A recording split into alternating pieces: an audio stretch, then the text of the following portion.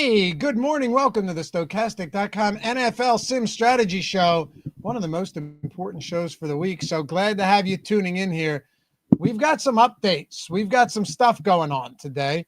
But really, more than anything, some situations we need to keep an eye on, right? Like Nico Collins, Christian Kirk. My guess is that Collins is out, short week concussion. Nico Collins is a little bit different here. I'm not necessarily sure, or I'm not sure how to handle Christian Kirk. We have, I believe, both of them out right now. So that's going to change things. I also think that, Jalen Noel is a better option than Jaden Higgins this week. So we can get into all of that as well, Greg. But like that to me is one of the big spots. I know Houston's offense has largely been broken, but you're still talking about a team that is going to have to throw to somebody. And that's one of the big spots here going into this week. Of course, some questionable players for San Francisco and a bunch of other guys on the injury report logging limited practices where, as of now, we just consider them in unless they miss practice today. It's Friday morning for those of you watching after the fact. But aside from that, yeah, there's a couple spots that we need to pay attention to. I think we're in pretty good shape to see what the Sims are giving us to kind of lay the foundation for this Week 8 slate. Yeah, it's funny. There are definitely some situations to pay attention to. But with that said, I feel like we had more injury situations the first few weeks of the season than we do at the midway point of the season for one way or another. But I think I see Houston pretty much the same as you. But we'll see what the Sims are giving us. Yeah, we will. Anyway, glad to have you guys here. Hopefully you had a fun Thursday. And as always, take a single second to atone for your sins this morning. Hit that thumbs up, subscribe to the channel, leave a comment down below. For those of you podcast listeners out there, we didn't forget about you. No, we did not.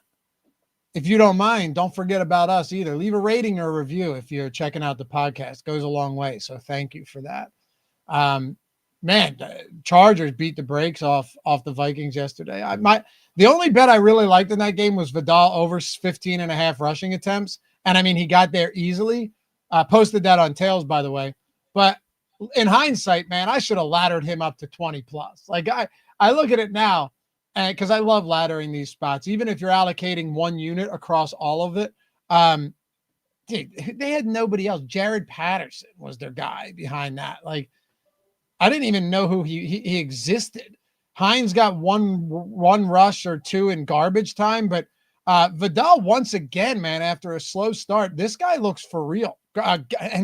And Gadsden too. This offense, man, with Joe Alt and Pipkins back getting the offensive line healthy, they could be really dangerous. They ran the ball so many times yesterday because of how far they were ahead. I saw somebody in chat say, Jordan Mason, what the hell? Well, I'll tell you what the hell. They lost 37-10, and Jordan Mason's not really a pass catching back. So he carries the ball 4 times for 3 yards. You had 23 carries for Vidal. Patterson still carried the ball 11 times himself. Herbert actually ran the ball 7 times. So that was just, he was finding success that way. And like you mentioned, Nyheim Hines at the end of the game also had a couple of carries. So overall, 43 rush attempts for the Chargers yesterday. One other thought on some of those alt overs for rush attempt props. It probably makes sense if you're going to take an over on a running back for like 20 or 22 plus rush attempts to maybe also parlay that with the spread in a game like that, because that would have been pretty heavily correlated. Yeah, definitely. But here's the thing though, man. Even if that game was like neutral to slightly positive game script, Vidal's still getting 20 in that spot. He's still getting 20 because how many did Patterson get? 11. 11. And Hines got what? 1? 2. I mean, Patterson probably would have had 4 and Hines would have had 0.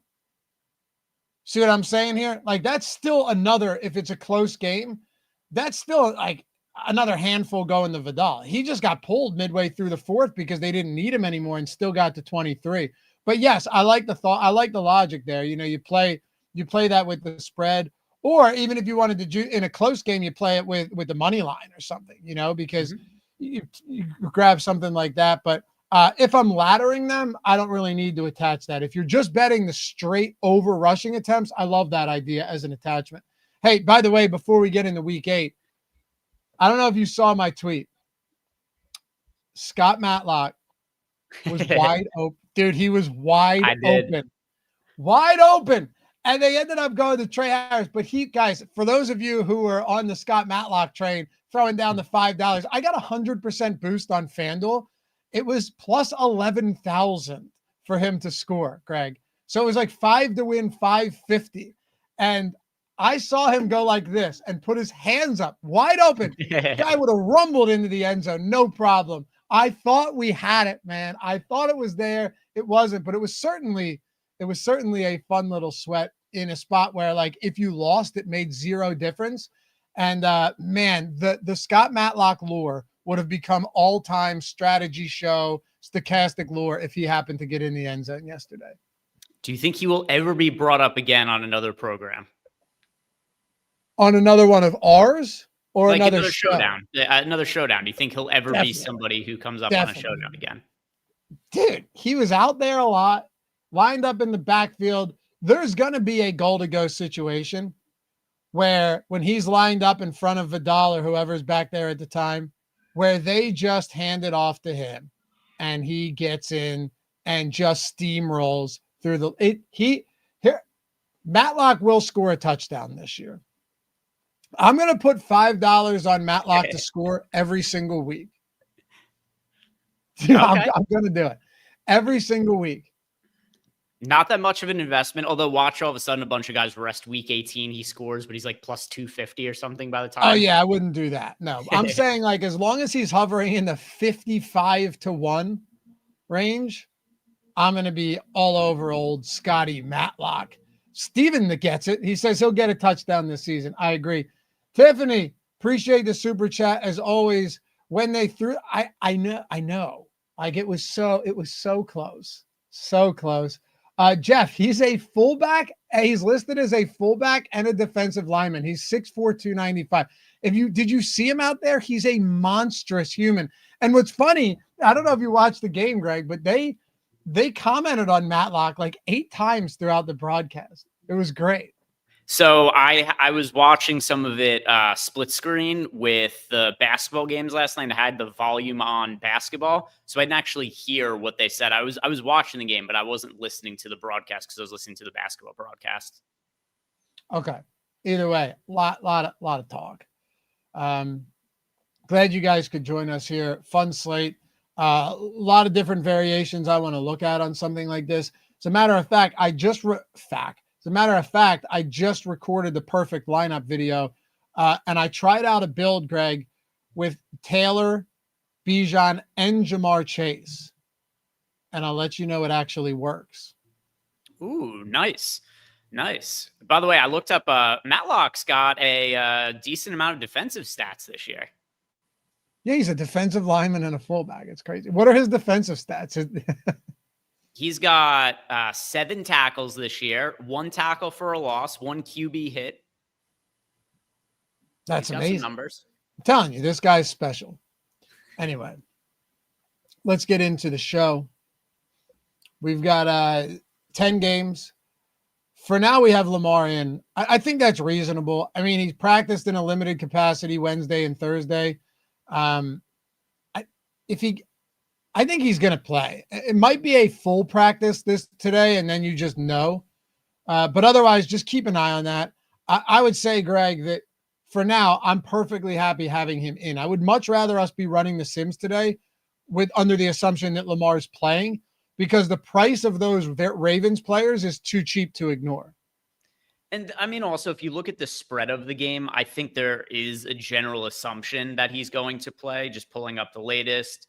You've got the Ravens. Here it is. I mean, the Ravens are 6.5-point favorites against the Bears. That would not be the case if Cooper Rush was a quarterback. No. Wait, if Cooper Rush was they would be dogs. Yeah, that's what I'm saying. I think that there's a very strong assumption that Lamar Jackson is going to be the quarterback. I feel pretty confident. I feel very confident he plays. Me too. Because the line has not moved. I mean, we saw it the day that when he was questionable, it was like Ravens -9, and then it dropped all the way to Houston -3. So, I mean, that's just a massive swing that we haven't seen happen yet, and I don't think it will.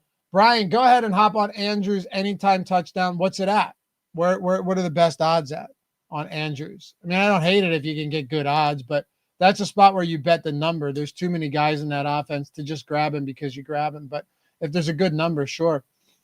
Number's not good on FanDuel. I looked it up. It's plus 195. Yeah, I mean, I wouldn't be interested in plus 195. No. Isaiah Likely's back. Derrick Henry's going to get more opportunities. Zay Flowers, Rashad Bateman. There's so many options in that offense that it plus 195. Wow. I would have thought like plus 270 maybe, Greg, seems about right. But you can't really price Andrews there either because people are going to that's not going to happen. So probably not going to get on that. There you go. Look at that exposure to Baltimore this week. It makes sense to me. Henry, if Lamar's back, is wildly underpriced. I had people telling me when I tweeted this the other day that he's washed. It's like, dude, he's averaging 5 yards per attempt on the season. His first game of the year, he absolutely exploded against Buffalo. We're just assuming that because Cooper Rush is the quarterback and the offense and the defense stunk so bad with those injuries that it phased him out of the game that like he can't produce it. Didn't he have 100+ rushing yards in his last game and they lost by a bunch? He had 122 against the Rams. I mean, the other thing too, he's very popular this week, so I don't think the field is going to be off him. No. I don't know what his production is going to look like going forward. It's probably going to be fine, but I mean, he's underpriced at $6K. Yeah, you're right. He's still going to be popular, but also he's definitely underpriced. There's no doubt about it. I mean, this guy is way cheaper than he should be if Lamar Jackson's healthy. Here's something fun for you, right? If you took week 4 against the Chiefs, which was the last week that Lamar Jackson played, right? Lamar's 6,800 this week. In that week, he was 7,500, right? So you have a $700 discount on Lamar, despite the fact that he hasn't even played, right? So there's no real reason to drop his price point. Derrick Henry was 7,200. He is now $6,000. He was up as high as 8,200 this year in week 2 after that huge week 1 game. Zay Flowers was 6,700 against Kansas City. He's down to 5,400. So all of these guys' price points are dropping like 15% or more based on absolutely nothing. Derrick Henry's rushing prop. Have you looked it up? I just pulled it up if you don't know what it is. I'm going to say 84.5. 90.5 on FanDuel is the rushing yard prop for Derrick Henry. So just think of it this way. You're getting not much passing game work out of Derrick Henry, but a projection of 90 rushing yards, which has a decent chance of getting to the 100-yard bonus. For his touchdown prop, it's minus 220. So you're looking at a guy who's going to be projected for over a touchdown, 90 rushing yards. So 90 rushing yards plus like 8 fantasy points in touchdowns plus. So I mean, just right there, you're getting him in the mid to high teens in terms of fantasy points. I always have a hesitancy on DraftKings to really want to go heavy on Derrick Henry, but that's typically because he has limited passing game upside and he's usually like $8,500 or $9,000 or something like that. It's a totally different scenario when he's all the way down at 6K. Did you mention his touchdown prop? Yeah, minus 220. Yeah, minus 220. Ooh. Yeah, good question from chat here. A.J. Brown didn't practice yesterday. Philly media said he isn't playing. This is a very, very interesting spot, man. Because if A.J. Brown ends up sitting, what do we end up doing with Devontae Smith? The fact that A.J. Brown dealing with a hamstring, by the way, I'm not sure if you guys have noticed this, but I certainly have. It feels like hamstring injuries are everywhere this year. I mean, everywhere. Mike Evans and then Ibuka, A.J. Brown. Who else? There's like 5 other guys questionable with a hamstring right now who may or may not play. I think Christian Kirk is another one with a hamstring. No joke. The list goes on and on and on with these guys that, look, I don't know what it is, but it's very strange to see so many players dealing with hamstring injuries. Oh, Jalen Waddle's another one that has a hamstring injury. I think, isn't Jaden Calvin Daniels. Ridley a hamstring too? Yep, Calvin Ridley. Jaden Daniels. Jaden Daniels has the hammy. Dude, there's so many of them. So many. Darnell Mooney has a hamstring injury right now. It's a lot. And maybe it's just, I'm seeing it and I think it's more, but it feels like a lot of hamstring injuries. Yes, I would agree. Devonta Smith, if A.J. Brown is out, makes for a remarkably good play. He's going to be popular at 5,900. I have zero doubts about that, especially coming off a massive 183-yard game. But if Brown happens to sit, Greg, Devonta Smith sub 6K against the Giants is 7-point favorites. He's going to look pretty damn good. Without a doubt. And very, very quietly, Devonta Smith is one of the NFL leading receivers this season. It's kind of gone under the radar because part of it is because it's been imbalanced. There's been a couple of weak games from the Eagles passing game, but he's had some massive ceiling games like we saw last week as well. So Devonta Smith is having one of the better fantasy seasons of guys who aren't being talked about. He is currently, he's 9th in the NFL in receiving yards. He's top 10 so far this season. Which is crazy because if you looked at his receiving yards through the first 4 weeks, he probably would have been outside the top 50. Yeah. He's big. Go ahead. 3 catches for 16 yards week 1, week 4 against the Bucs, 2 catches for 29 yards. Week 2 and 3 were okay, but nothing to, brag about. He had 53 yards in week 2 against the Chiefs, 60 yards in week 3 against the Rams, but 183 yards last week and also 114 yards 3 weeks ago against the Broncos. So all of a sudden, Devonta Smith stringing together a pretty good season. He has, man. And we have seen in the past, if one of those top 2 guys is out, Jalen Hurts shows no hesitation to pepper the other guy. So the fact that Smith is as cheap as he is would just make him a really good play here. His touchdown prop right now, plus 210 on BetMGM. If you don't think AJ is going to play, that looks pretty damn good. Yeah. Waylon Jennings, this is an insane statement. Devonta Smith is a rich man's Rashid Shaheed. I mean, if by rich you're comparing like Devonta Smith being Elon Musk and Rashid Shaheed being a Skid Row vagrant, then yes, Devonta Smith is a rich man's Rashid Shaheed. But no, dude.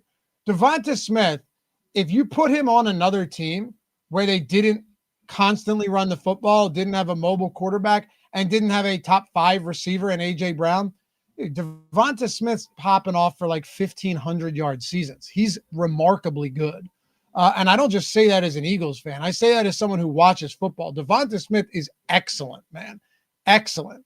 Rashid Shaheed's not even a bad receiver, but sure, if you want to use that comparison, you need to take like the richest man in the world and a homeless person. I do have one other question here about the Eagles for you. And I think it's fair to say that you are the Eagles expert around these parts. So we're talking about Devonta Smith and what could happen with him if A.J. Brown doesn't play. And I think right now, gun to our head, or at least gun to my head, I'd say I lean more towards A.J. Brown being out than A.J. Brown playing. But could we see a better Saquon Barkley this week? Is that a direction the Eagles could potentially go in? And maybe that's the leverage point. Instead of going to a potentially really popular Devonta Smith, we see the Eagles maybe run the ball a little bit more and Barkley finally has a breakout game. Yeah, it is. I mean, Cam Jurgens probably being out sucks. That's typically not a spot you're feeling great about because Cam Jurgens is very good. But yeah, I would absolutely consider. I actually mentioned this in the perfect lineup. I didn't add Barkley into one, but mentioned that, if ownership is going to be so heavy towards Henry and White, but also up at the top, Bijan, Taylor, and Christian McCaffrey, all of whom I think are 25+%. McCaffrey at 22 and Barkley at 10%.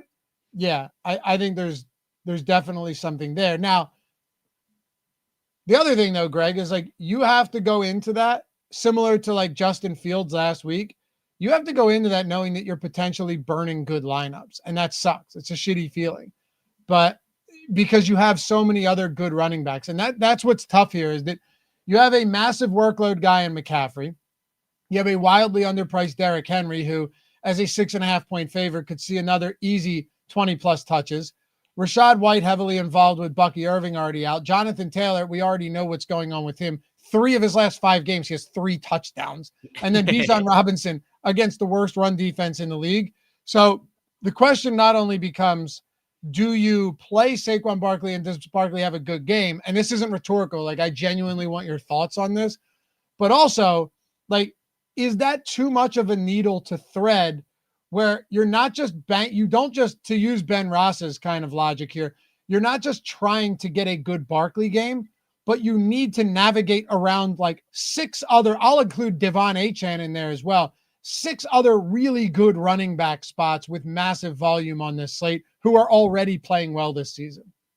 Yeah, I mean, it is so funny because if we had this conversation week 1 or at any point last year, it would seem, ridiculous to not play a $7,600 low owned Saquon Barkley, but the number's been poor this season. His season high for rushing yards is 88 in week 2. And that's the only game he's had over 60 rushing yards the entire season. Here's one of the other angles though. He is still pretty involved in the Eagles passing game. So last week against the Vikings, that's actually the only game he didn't have multiple targets. The games for that, 3 targets against the Giants, 3 against the Broncos, 4 against the Buccaneers, 5 against the Rams.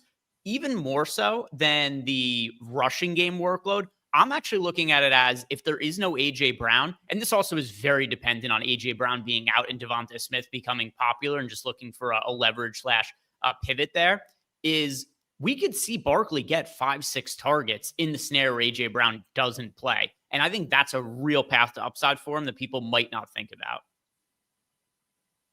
Yeah. Yeah, sure. I could see it. Again, though, it's like McCaffrey is going to always see that many targets. So I'm just trying to figure it out in my head whether or not it makes sense. Like Bijan's always going to see that many targets. And Barkley's price is down. I'm okay getting the sum of him, but I don't know if I want to go overweight there, at least not right now. I mean, even Chase Brown, we're only getting 5% of. I like Chase Brown this week. I like Dobbins this week. We're getting basically no J.K. Dobbins. I think James Cook is an interesting pivot off of some of the popular chalk at 6,700 against Carolina, where everyone's kind of anointing Carolina's defense is great now. I do think they're a lot better. Don't get me wrong. Alvin Kamara has no Kendre Miller. The Tampa Bay Bucks have allowed more receiving yards to running backs than any team in the league this year. By the way, Greg, I may or may not have posted an Alvin Kamara receiving yards prop over on Tails for this week. Very interesting spot. Kendre Miller done for the year. Devin Neal, he's no viable replacement. Hopefully, are you guys over on Tails? Let me know in the comments in the chat. Have you guys jumped on Tails yet? Downloaded the app? I hope so because it's been fantastic. Greg's doing his bankroll thread over there. He took it to Tails this year. I'm posting free NFL picks all season long. You got Ben, you got Eric, you got so many other guys too. Like Mitch, DFS and Donuts, just crushing it. DK DFS, who you see on the NBA shows. He's one of the better sports bettors out there. And a bunch of other people that may be a little bit unknown right now, but they've been surfacing on the leaderboard week after week and make for great follows, particularly for sports that you do not know. Yeah. Hey, there you go. Look, Waylon, what's up, dude? Sure have. It's a pretty good app. Thanks, man. Sure am. It's almost overwhelming. Yeah, Brian, that's why you follow the people you want and then just go ahead and, kind of turn your Tails platform into it would be on Twitter. So you just see the people you're following. Fresh Guy tailed 2 bets yesterday. Love to see it, man. And how about this? Legendary. Thanks, man. I downloaded it and rated it. Best place to tail Ben Raza's bet of the day. There you go. Yes, the Ben Raza bet of the day. RASA, by the way. If you guys do use it and you like it, if you don't mind leaving us a rating and a review on the app, like nothing is more important and helpful right now than that, than helping us out there. Because, with the App Store, like if you don't have that and people rating it, it just gets buried. But I think we've built something awesome and I'm glad you guys like it. So I appreciate you. Yeah. And the other thing, too, for you guys, if you haven't used it and you want to know what's the advantage of getting bets from there over, say, like Twitter, I think the biggest user advantage is the deep linking. So when I post a bet, Loughy, Ben, whoever posts a bet, it's not just going to be the bet there, but there's also going to be a link with the best available odds. You just click on it and it's going to load the bet slip right into that Sportsbook account. Yep. And it's only betting in DFS stuff. Like you don't have to sort through political shit or people getting their heads cut off on the freeway like you've seen on Twitter. Sorry, graphic, I know, but it's true. There was a time there where Twitter, man, you couldn't get away from it. Maybe I clicked a few wrong things from time to time and it's my fault. But yeah, anyway. Yeah, so check it out. I think you'll love the app. Come follow Greg and myself and check out the leaderboards too. All right, so what do you want to do with Breece Hall this week? I can tell you, I'm very concerned about this exposure right now. And seeing the split between him and Isaiah Davis last week, seeing these trade rumors for a guy on an 0-7 team leading up to the deadline, dude, I don't know right now. There are so many good running backs that the Breece Hall exposure scares me. If it were Sunday morning, you and I are talking right now, it's 11 a.m. And I'm giving myself that out in case something changes, I would be tamping down Breece Hall exposure. Yeah, it's funny because on Wednesday we were talking about Breece Hall, and the talking point you and I had was, well, let's see what some of the props look like when they actually come out, and we don't have props yet for the Jets. The thing I'm confused by is, does it matter for Breece Hall props whether Tyrod Taylor or Justin Fields is the quarterback? Like, I don't think that massively changes how I would view Breece Hall, but it seems like the Jets, who are likely going to be starting Tyrod Taylor, sportsbooks don't want to post any props on the Jets until that's officially announced. But depending what those props are, it's going to change Breece Hall's projection. And I'm almost positive that Breece Hall is going to be projected for like 1.5 to 2 less fantasy points when the prop lines come out. And that's just going to naturally lower his ownership, his projection, fantasy points, all of that. And then he's just going to show up less in the Sims anyway. So I'm not overly concerned with it right now, but I am super, super interested to see what those props end up being. They just don't have anything posted. No books have anything posted on it that I've seen. Yep. Agree with all of that. But I just want, for the viewers, I want them to know that right now, well, you articulated it well. He probably comes down. I think he ends up coming down in a spot like this. Running back's interesting though, because between Bijan, Taylor, Rashad White, Henry, McCaffrey, even in a tough matchup, the guy's just getting so much volume. HN, I think, is really interesting too. Kamara could be used. James Cook, you mentioned Barkley, Chase Brown, J.K. Dobbins. This is an absolutely loaded running back slate. Yeah, there are a lot of good options. It's this season has played out the complete opposite of how I thought it was going to, in terms of, I thought there was going to be a lot of timeshares at the running back position, and that was going to make it hard to find really good running backs to roster. And it was just going to be a lot of stud wide receivers. But instead, what ended up happening is we got a bunch of situations where we've got running backs and massive workloads, and the top end wide receivers have been really hard to rely on this year because they either individually have gotten hurt or their quarterbacks have gotten hurt. And then it's been some of these situations where it's like, oh, well, we've got Jamar Chase, but Joe Flacco or Jake Brown is quarterback. What do we make of that? Or like Justin Jefferson, when JJ McCarthy, he's underwhelmed, when Carson Wentz has been his quarterback. So running back on the high end has been so much more stable than wide receiver on the high end. In an incredible amount. You look at chalk running backs this year, they're hitting almost every single week in mass too. We had a super chat from Bogey. What's up, dude? Too crazy to jam all 3 RB1s with Tez, Noel, and Zay. All right, so I'm trying it right now, and I don't know. Is it duo? So Taylor, McCaffrey, I went Robinson and Panthers defense, 2,200. I went Jalen Noel at 3,500. I went Cade Otton at, you'd have to go to let's see, if you go to a $2,500 tight end, if there are any, let's say Kincaid is out and you play Jackson Hawes, that gives you 4,800. You could get to Tua, you could get to Rattler, Cam Ward, or Andy Dalton, or Kirk Cousins if Penix is out. So Here you go, Greg. You ready? So you'd have to go. I don't even know how you could stack it. I'm sure you could, but Tua, Taylor, McCaffrey, Flowers, Knoll, Tez Johnson, Jackson Halls, Bijan Robinson, and Panthers defense. It is doable, but by God, that is a really tough ask. It's probably a no for me, because the other thing to think about too with the top end running backs is there's still some other really solid running backs on the lower end of the pricing. I think some of those guys are going to come through as well. I think you're hamstring your salary a little bit too much by doing that. I see what you did there. All right, so you don't even know what you did there. Yeah, hamstring. It was. Oh, okay. It was. Yeah, we were talking about hamstrings before. Yeah, I see. It was good. Let's look at quarterbacks here. We went a little out of order, but this makes sense to me. Topher, run it in the Sims.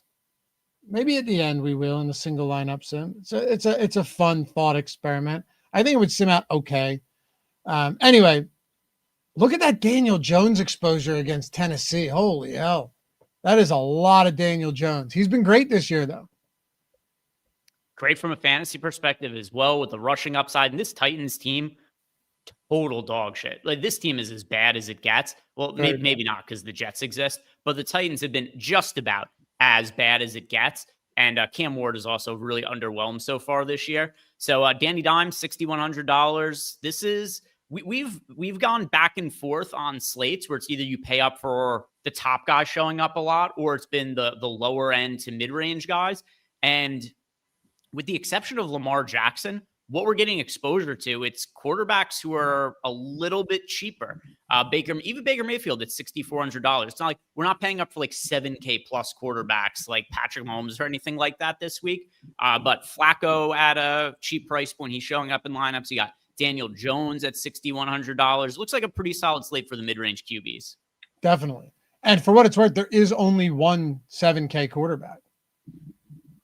Yeah, the only 7K quarterback because I guess Josh Allen. Because Lamar Jackson, he's priced down now. Yeah, so we don't even have, Jaden Daniels is out. So yeah, we don't even really have the high price quarterback options in general. No, none of that, which makes this an even more interesting slate. But yeah, would you, if AJ Brown is out, would you go back to some Jalen Hurts, maybe Hurts, Smith, Goddard? Like, let's say you're not going to Barkley, or you do want to stack with Barkley. I think that gets a little bit tricky. But Hurts could look interesting if you take a big piece out of that offense in AJ Brown. Yeah, so the other thing too is, in general, I'm kind of hesitant to stack Jalen Hurts. Now, last week it ended up working out, but just because the Eagles typically don't throw the football a ton, and then also Jalen Hurts spreads the ball around, it's kind of hard to nail the stacks with Jalen Hurts. Last week didn't end up being the case. Hurts, AJ Brown, they might have been like the three highest scoring players on the entire main slate, or three of the five or so highest scoring players on the main slate. I think Jonathan Taylor passed them. But if AJ Brown is out, you kind of condense some of those options. Then you can feel better about Goddard and Smith as options. So even though Jalen Hurts would probably project for 1 or half a fantasy point less if AJ Brown is out, I actually think it makes it easier to stack the Eagles and would probably make me more inclined to get there. Yeah, it would definitely help. I would do it. I would unquestionably try that. Would you stack Stroud or just go to individual pieces if Nico and Kirk are out? I think at the bare minimum, you have to be getting to some pieces, particularly Dalton Schultz. And then to me, I like Jalen Noel over Higgins. I mentioned him a lot on what was that, Monday night? But you could go Higgins or Noel or any of those, but they're going to be very cheap. Yeah, we went through some of it on the Monday morning strategy show as well for the showdown, where you and I were looking at the snap counts with Christian Kirk out. Now, obviously, we didn't know that there was also going to be an injury to Nico Collins, but we were already speculating earlier in the day that Noel was going to be the next man up for the Houston Texans. And now it's a week later. Christian Kirk still appears likely to sit, but now we're also likely, almost certainly, going to not have Nico Collins in the mix. So if you and I liked Jalen Noel in the situation he was in on Monday, now obviously it's a little bit different because that was a 2-game slate versus this being a full game slate, But I think all the reasons that we like Jalen Noel on Monday, there's even more reason to like him today. And he's not all that popular either. So I'm with you for Jalen Noel. I like Dalton Schultz as well. It is a little hard for me to stack CJ Stroud. I can't tell. One thing I know for sure, the Texans offensive line, complete garbage. It's terrible. But it's so bad that I don't know what to make of CJ Stroud. Like, I don't know if CJ Stroud himself has regressed because he has so little opportunity, but he also just might flat out be not as good as we thought he was. I think it's a combination of both. Right? Like, is he as good as we saw him as a year one rookie? No. Is he as bad as we've seen recently? I don't think so. I mean, that offensive line, you said it. If you watch that Monday night game, the pressure was constant, like constant. By the time he snapped the ball, they were in his face.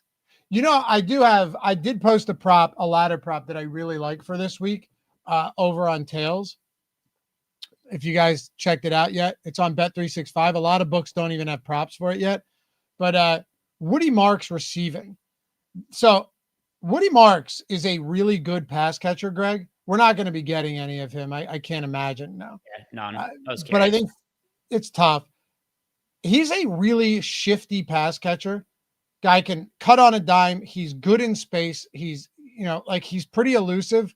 And we actually saw some of that already this season. You know, he had a 37-yard reception earlier in the year. He had a 50-yard receiving game.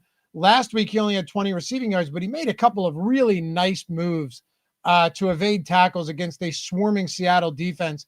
Nick Chubb feels like he's just dust at this point. And you saw Woody Marks last week run 23 routes, played 65, I think, % of snaps. Not saying you play him this week, but I will say that there's going to be a time, and obviously the one time would have been against, I think, Baltimore.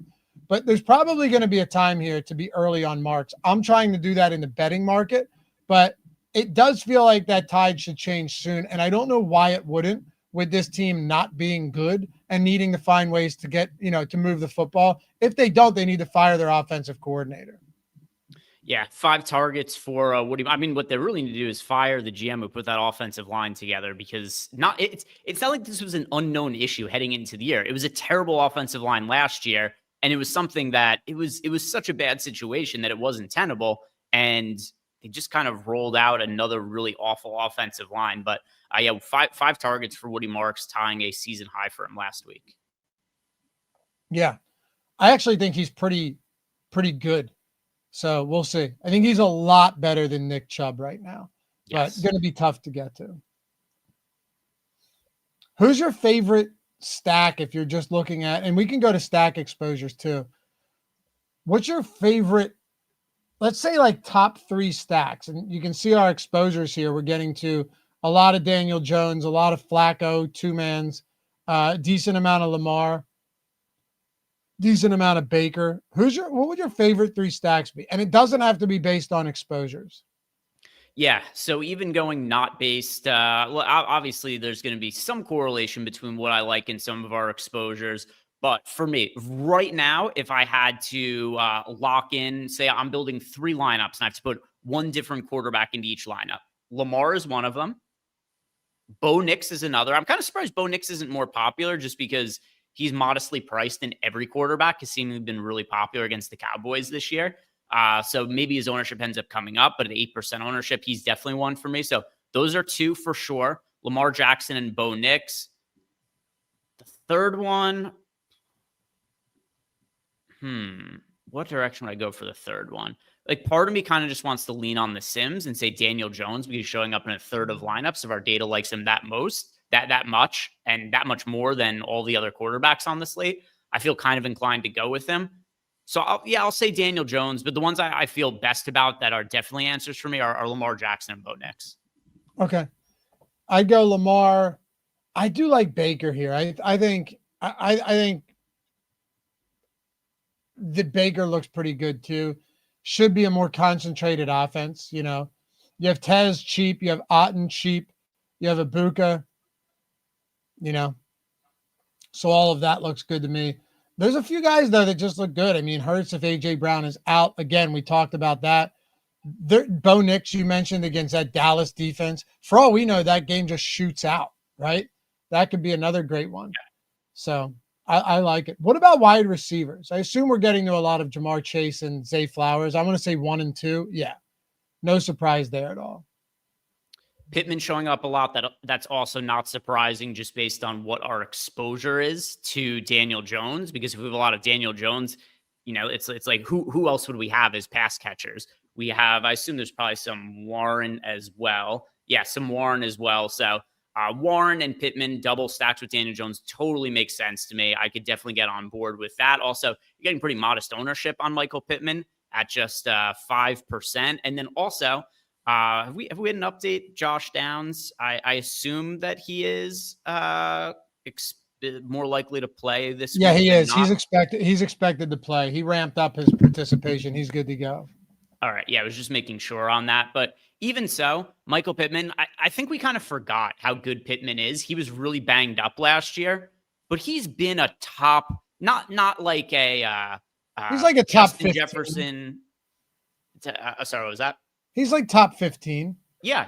And I think that kind of got overlooked because he was banged up last year, and he's still really good, and the pricing hasn't really caught up. If you're getting him against the Titans at $5,600 at 5% ownership, I really like that option. So do I. The only thing that sucks about Indy is trying to figure out who it's going to be week over week. But you know what's funny? It kind of hasn't mattered because they've scored so many points. Like, this team has scored so many points that Jonathan Taylor and Pittman and Jones are getting, and Warren are all getting there the same day. It's nuts.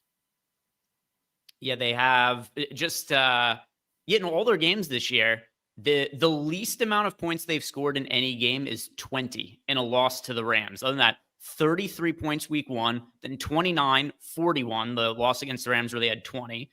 And then it was 40 points on the Raiders, 31 points they dropped on the Cardinals, and then the Chargers were decent. They dropped 38 points on them last week. This team puts up a shit ton of points on the board.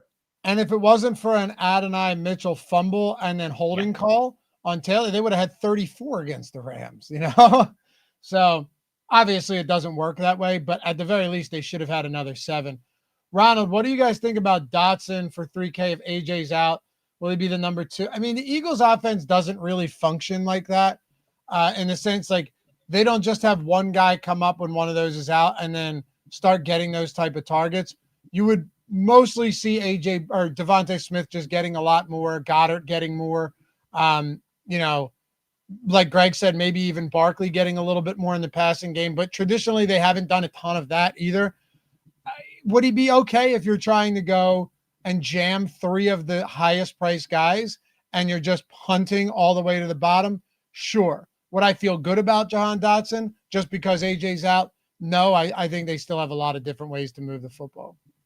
There's still a big issue with Dotson, and it's that he isn't good. That's been the sticking point with him his entire career. So he has had a little bit more opportunity with the Eagles than he's had in some of the other places that he's gone to, but I don't know. I don't feel great about him all of a sudden getting a big workload. I guess just based on the targets this year, if I had to pick somebody who would be the next man up for the Eagles, it would be Dotson. But remember, we saw some injuries to Eagles pass catchers in the past, and all of a sudden there's all kinds of weird guys that are playing snaps and are getting opportunities there. I think it's most likely to be Dotson. Doesn't mean it has to be him, though.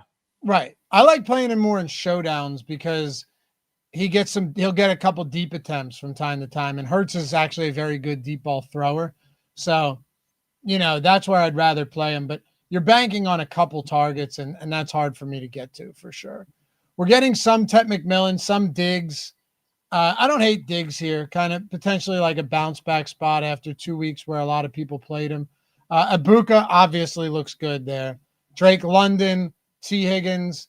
I will say I would like to, as much as I like Jamar Chase against the Jets, probably end up playing less than 66% of Jamar Chase this week because there's a lot of different ways that game could just get out of control.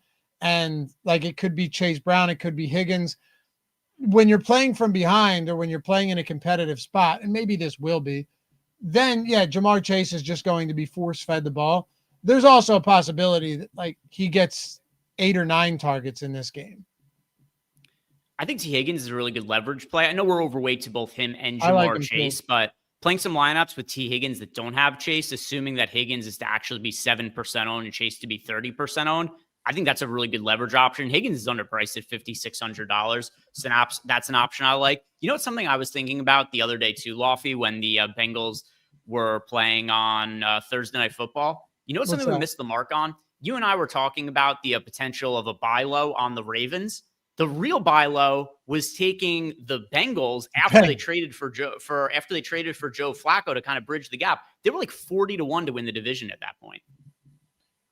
Yeah. Insane. Now, also, Joe Flacco is the type of guy that can just dissolve into nothing. Like, he's going to have some good games, and then Joe Flacco is just going to be terrible as well. So, yeah, that would have actually been a fun bet. I still don't think there's much of a chance of them catching the Steelers, or even I don't think they beat out the Ravens over the course of the next, what do they have? 10 games to play, the Ravens, or something like that. But the Ravens have 11 games.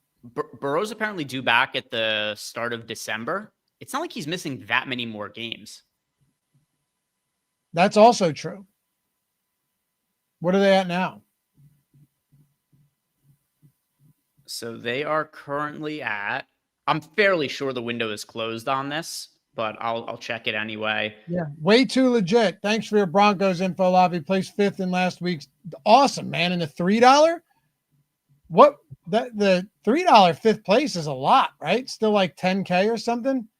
I felt real dumb telling you guys to play the Broncos. And then they scored 33 points in the fourth quarter and everything seemed to be okay. Yeah, we see that all the time in NFL. It's not over till it's over. Even if a team has done nothing all game, you get to fourth quarter garbage time, which I guess the garbage time didn't actually end up being garbage time entirely for the Broncos, but a lot of it was garbage time where they were just getting, easy Bo Nix to Cortland Sutton receptions downfield. By the way, the Bengals are plus 360 to win the division right now. Well, that's insane. Yeah, that's like the worst bet you could ever make. And they were plus 4,000? They were 40-1, you said? Yeah, I think that was the number when right before the Flacco trade. I think that was the best number I saw. Jeff Williams, thank you for the generous super chat. Good morning, guys. Wanted to send a super chat to help out Greg with his lawyer fees. 2 questions. After last week, isn't Greg the Eagles expert now after winning the bet? I suppose he is. And will Lamar rush less coming back from the injury? I want to say no. I think when you hold a guy out for 2 weeks plus a bye week, if he plays, I think he'll be good. That's typically how, with a guy like Lamar Jackson, you want to approach something like this. He may just run less because they're big favorites and they have Derrick Henry, but I wouldn't say he runs less specifically because of the injury. That's just the way I see it. You can play it differently if you'd like, but I think he's been out 2 weeks plus the bye, right? Plus half of that Chiefs game. So I think if he plays, he'll be okay. Something else to consider too. The Ravens are 1-5. They got to start winning football games. Yep. The Steelers are 4-2. It really helped the Ravens that the Bengals beat the Steelers on that Thursday night football game, because if they were 1-5 and the Steelers were 5-1, that would be a ton of ground to have to make up. But they're still 3 games back with the short football seasons. They don't really have the time to be conservative with Lamar Jackson. Like, you don't want to make Lamar Jackson a pocket passer. They have to win games and they have to do it now. They're 6.5-point favorites, so they should beat the Bears on paper, but it's not like the Bears are a rollover team where it's a gimme. I think they are going to need Lamar Jackson to run the football and do it now for them to get back into the playoff mix and potentially win the division. They do. If you fall to 1-6, like that is a really, I don't want to say it's insurmountable because it's not a good division, but it becomes really, really tough. There's no doubt about that. All right. Justin, how do you feel about Cincy for a survivor pick? Yeah. It's all right. I hate having to trust Cincinnati for anything. I'd rather go Patriots if you haven't burned the Patriots yet. Like that. I assume a lot of people took them against the Titans, but Patriots would be my preferred spot there. Let's see. What are some of the spreads? We've got the Patriots are 7-point favorites, Ravens 6.5, Bengals 6.5, Bills. I wouldn't want to use the Bills on the road against the Panthers. It's going to depend on, what your options are, what teams you have left. Loughy's going to laugh at this for reasons that nobody else knows but us. I just don't know another scenario you'd use this team. I think it's the Falcons as 7.5-point favorites against the Dolphins. Like, what other weeks are you going to reliably want to use the Falcons? And the other teams that are decent sized favorites, like the Bills, for instance, I don't want to burn the Bills on the road. I think the survivor pick is the Falcons. All right. I like the Patriots. I think the Patriots are a good team, but yeah, no doubt about that. I mean, the absolute safest of safe picks is the Colts, and they don't but play. I assume people have burned the Colts already. Like they already played the Titans. They've been big. I don't know. I can't imagine people didn't play the Colts yet. Maybe they did. Maybe they didn't. Fractured Realms, 3 sub 6K receivers worth rostering. There's a lot this week. Yeah. Pittman, Flowers, Greg mentioned Higgins, Devontae Smith if AJ Brown is out. That's just to name a couple. There's a lot this week.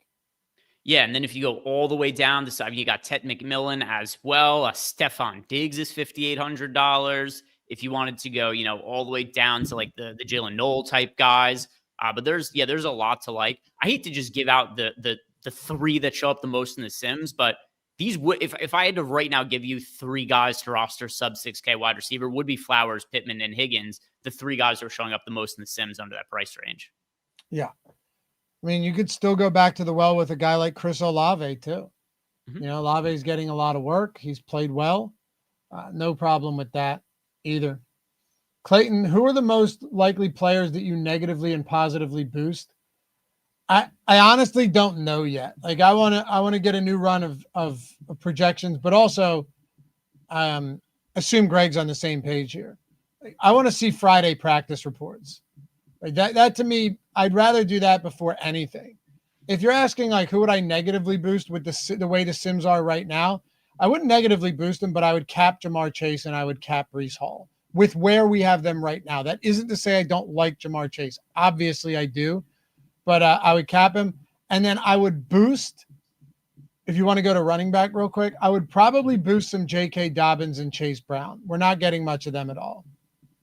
So for me, same page as you with Breece Hall. Wouldn't want to have as much of Breece Hall as we have, and then I would tamp down Daniel Jones a little bit. I wouldn't want to have a third of my lineups with Jones. As good as the Colts offense has been so far this year, a 14.5-point spread, I do definitely get concerned about a potential blowout there, and doesn't make Jones unplayable or anything. I just don't want him to be in a third of my lineups. I don't blame you. Plus, it could just be the Jonathan Taylor show, and then, there's that. But anyway. All right. We're going to take a look at some lineups in here before we say goodbye. But remember, if you guys have still yet to join Stokastic with all of the premium tools that we have available, there's 2 ways to do it. First of all, 3 ways. 1, you could just use the link in the description, right? You could jump in and check out any weekly or monthly sub you want. This is sweet, by the way. This is just from last week. This is from this week. Oh, no, that's from last week, too. We have more. This is from this week. The old 50K power suite. Bunch of low-stakes winners, too, which you absolutely love to see. This is from 5 days ago. 10K. What is that? Another 10K. 15K. Oh, yeah, man. You love to see it. If you want to get access to the NBA tools, that link down below will auto-load the code for you. Okay, so you get 20% off any NBA or all-access monthly package. So if you want NBA, you want to add it, go email us, support@stokastic.com. Tell them you want to upgrade, tell Ron to all-access. If you already have NFL, you get 20% off. If some of you tried the dollar promo for Tuesday and Wednesday and that expired, huge slate tonight. You can jump back in at 20% off any NBA monthly or all access package. So that is one way for those of you 2-sport players or multi-sport players for all access to get it done. No doubt about it, the best way to do it. Or you could join through signing up with any of our sportsbook partners, which is quite simply the most no-brainer way to do it. You had Pedro who did it, plays low stakes for fun, got a month, and then that happened. Then you had another one, right, with Ralph. Crazy, got SimScore for free after signing up with BetMGM, first 4 lineups, and boom, this happened. All you got to do is use that link in the description where it says sign up with any of our sportsbook partners or pick'em sites or sweepstakes books like Onyx, which is available in 40 plus states. You know, you have Underdog, Sleeper, FanDuel, BetMGM, Fanatics, Better, all of these, Caesars. Sign up with any of them with that claim offer. You'll see it right there. Deposit the $5 or $10 minimum dollars, place a bet, and the moment that bet or lineup, if it's a pick'em site, settles, send the email over to us with the screenshot of your welcome email and your first settled bet. The steps are all simply laid out for you. It's a 10, 15-minute total process, and you're getting a month of The Sims. I think it's like $140 value for $5 or $10. And every single one of these equals an additional month. So if you're not over there yet and you wanted to try the tools out, and maybe you're a low-stakes player working with a smaller bankroll, you can get access to these tools for $5 or $10. It's the simplest, easiest, and not only simplest and easiest, but the cheapest way to get this done. So that is the best way to make it happen. Link down there in the description for both the promo and if you wanted to sign up with any of our partners to get the Sims, that way you can do it as well. All right, Greg, let's take a look at some lineups. Anything you want to look at specifically? No, I just want to remind people too, there's a lot of good deposit bonuses on some of those. We're sponsored by Pick 6 today. So if you sign up at Pick 6, you get not only the free month of Stokastic, but your first $5 in Pick 6 sets. You also get $50 in bonus picks there. So you're not just getting the free month of Sims, you're also getting really good bonus offers on top of it. But yeah, I've got the lineups pulled up here now. So a lot of double stacks, a lot of Danny Jones. I see. What's the Lamar double stack? Likely and Flowers. Interesting. And we didn't have that many likely lineups either. But yeah, that lineup is, and all these using most of the salary. But yeah, we've got a Cincy triple stack here. Pretty good mix. Obviously, a little bit more geared towards the Colts at the very top. But there's also a lot of other teams that are being mixed in here, like the Ravens, like the Bengals, Buccaneers, Broncos. So yeah, we're seeing a decent amount of different squads that are showing up as stack options.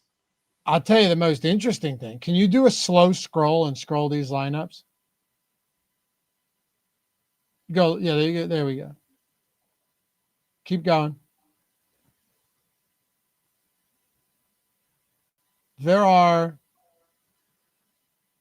unless we need to expand it to see the runbacks, I'm not seeing any runbacks.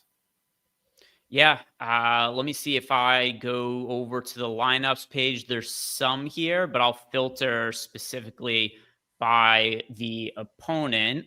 I think it was just that the page was being condensed and we couldn't see it. I have it zoomed in a little bit too much for that okay. Individual page. I'll just go one. So we actually have a lot. Well, it's because I have the filter on now, but I'll turn we do have a lot, but if I turn the filter off, you'll see that it's like split. Pretty okay. So it's an average amount of well, I only say that because there's so many games this week. There's 8 games with spreads of 6.5 or more. So I'm wondering to myself, okay, are there just not a lot of runbacks because these teams are bad on the other side of the football, which I do think is possible. Yeah, a lot of it. There's a lot of value on the slate. I mean, we've seen from our research that it's not all that necessary to have runbacks. It doesn't correlate as heavily as people generally tend to think it does with winning lineups. It's definitely a viable strategy, but oftentimes on slates that have a lot of just overall good options, you don't need to have the runback to create the total ceiling lineups or anything like that.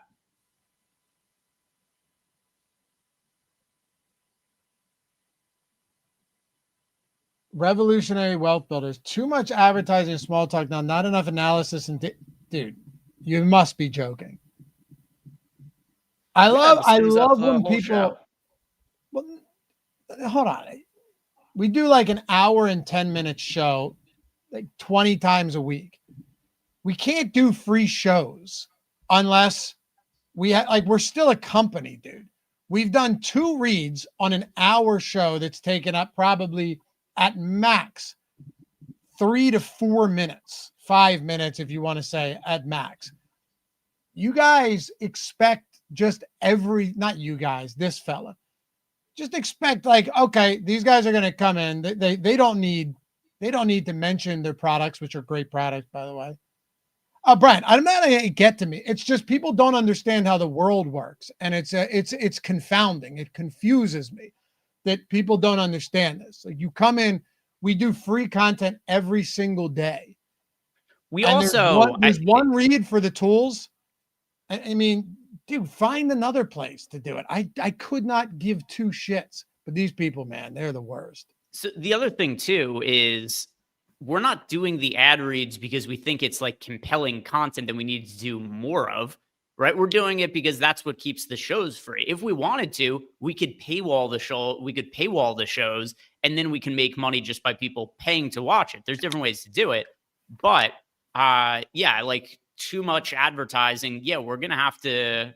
We're going to talk about the tools we're using. Also, we like these tools. We use them. Yeah, of course. It's just ridiculous. Maybe it does get to me. Maybe I'm wrong. Maybe whoever said don't let. Maybe you're right. Maybe I shouldn't. I shouldn't let it get to me. But anyway, yeah, I think we try and share a lot of valuable free content throughout the week. Nice, Jeremy. Tools won me $10K 2 weeks ago. Hey, shut up, Jeremy. We don't talk about that around here. But in all seriousness, congrats. It's awesome. So the last thing I want to look at here is let's see what the chalkiest overall lineups are. So just go by ownership sum. What are the chalkiest lineups we have on this slate right now? Yeah, so the absolute funny one of them actually is in our top sim ROI lineups, but the absolute chalkiest lineup that we have built here: Flacco, Henry, Breece Hall. This isn't actually going to be the chalkiest lineup on the slate, because I think Breece Hall's ownership is going to come down. So I'm going to filter out the Breece Hall ones. Fair enough.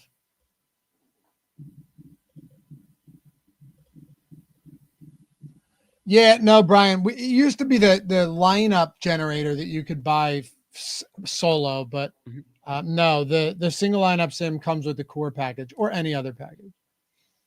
All right, let's see what we've got. So, wait, by filtering out Breece Hall, that ends up being the chalkiest lineup? Yeah, Flacco, HN, Henry, Ibuka, Drake London, Say Flowers, Dalton Schultz, Rashad White, Bengals. So, like, none of these lineups are going to be like the chalkiest possible lineups that you could build. But these are just some of the ones that had the most aggregate ownership that showed up in the contest generator. I will say, I actually like a lot of those lineups. They're actually nice lineups. I'd play some of those. They actually, look, all of them still sim out positively. Yeah. Let's see that does make sense to an extent too. So you'll see that of these lineups, a lot of them have slightly positive sim ROIs. Only one of them towards the top here is in our top 150 lineups. But it's very often the chalkiest plays are chalky for a reason. It's very infrequent you're going to see somebody who's like, oh, he's projected for 30% ownership, but he's shit as a points per dollar option. So it would make sense that some of the chalkiest lineups aren't necessarily the best lineups to play because none of them are favorited, but they're also not outright losing lineups either. Exactly. All right, cool. I think we covered a lot of stuff here. Clayton, yeah, that's fun. He capped Hall and Chase and got some really good lineups. I believe it. Because once again, even some of these other chalky players are just going to look great this week. I don't know about you, but there's going to be some guys I'm sure that I get to who are not chalky. And once we get to Sunday, we'll see more of that. How do you want to get away from some of the chalk here? Like maybe the chalky builds, but there aren't even that many super chalky builds. It's a 10-game slate. It's maybe I end up getting away from $9,500 Taylor because he could score 28 and still not be optimal. But a lot of these guys who are popular for good reason. And I'm not sure there's some spots I just kind of don't want to overthink. One for me, and our sims are this way as well, is Egbuka's projected for nearly 30% ownership. I would rather pay up for the top running backs than pay up for Egbuka, for me personally.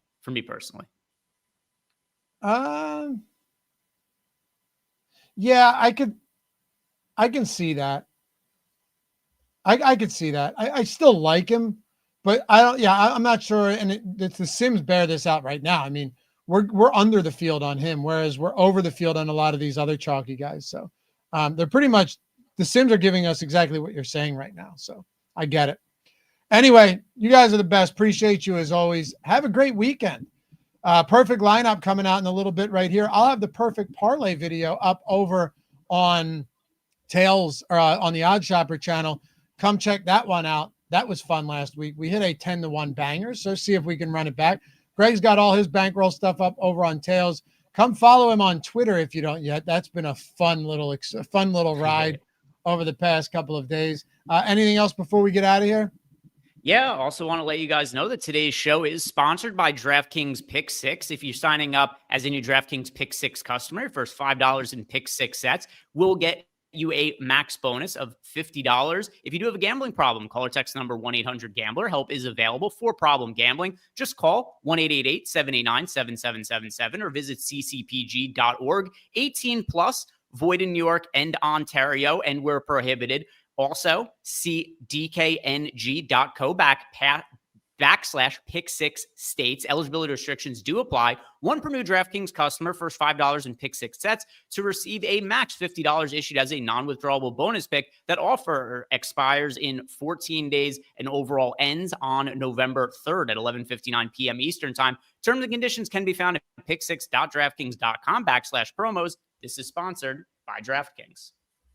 Bye-bye.